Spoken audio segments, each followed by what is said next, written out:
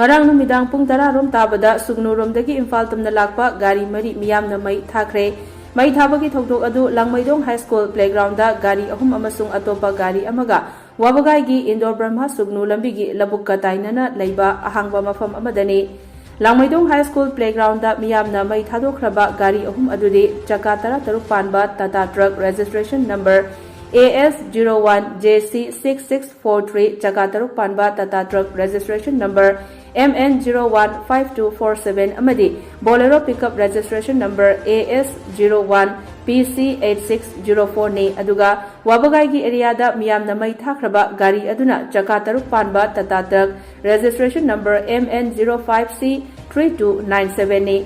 Thawdok asigi matangda thawdok thokphumdagi fangba pawgi matung inna hairiba Gari mari asi Sugnu romdagi Imphal tamna lakpada hojik thokliba Manipurgi irang asiga mari leinana achat awong sing check tawduna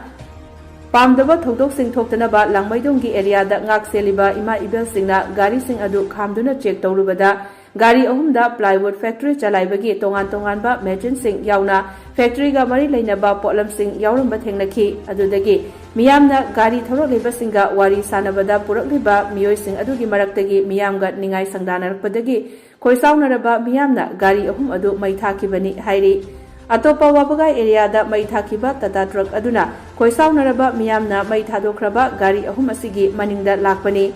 truck asidasu maina chakraba yote kayaga loinana u khainaba horai maya khara yaurambadagi Miyamna Gari adusu mai thakibani hairi Miyamna Langmaidong High School playground da mai thakraba Gari ahum aduda purakliba Plywood factory ga mari leinaba potlam sing adu Koireng Kaithel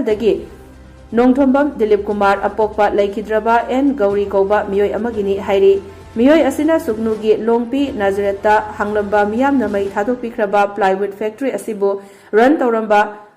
Khupkosai Haukip koba miyoi amaga taruk panba deed agreement tawbagi che changsingsu Gari aduda lakpa miyoi singna puthorakpadagi fangba ngamki hairi